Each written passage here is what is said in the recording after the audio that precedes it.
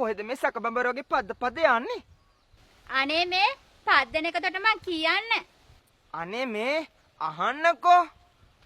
ඔහොම ඉන්න. කොහෙද මේ යන්නේ? මේ අපේ ඇන්ටන් අයියා නැති වෙච්ච දවසේ ඉඳන් මට නිකන් ඉඳලා එපා වෙලා. එහෙනම් ඉතින් උඹට ගෑණියක් ගන්න කාලේ හරියෝ. ගෑනු නැදකින් විතරයි. මට ওই ගෑනු කොලම් පේන්න බෑ.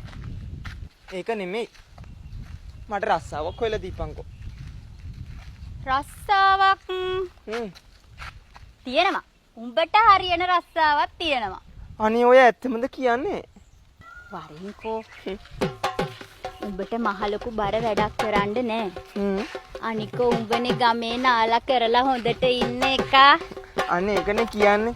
ඒකනේ මම මේ කියන්නේ. හරි දැන් මොකද්ද මං කරන්න ඕනේ? වෑන් එකේ මහත් එක්කේ උඹව එක්කගෙන යන්න. උඹට තියෙන්නේ හුරතල් කරන්නයි හුරතල් වෙන්නයි. හුරතල් වෙන්න නම් පුළුවන්. ඒත් මේ හුරතල් කරනවා කිව්වේ? හුරතල් කරන්න තියෙන්නේ පොඩි දෙයයි. ඈ? ඒ මොකද්ද ඒ? ඊතලයක් වැනිය මුදුනේ නැත උල්ය. අප සිතුවාට වැඩියෙන් එය සුවිසල්ය. කතකට බැලූ කල නම් මෙය මනලොල්ය. ඊටත් වඩා පින්තුවෝ එය සුරතල්ය.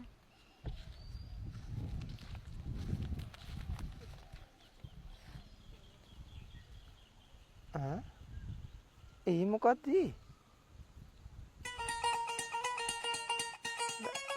පරට්ට ගෑනිතෝ තරි ගහනවා.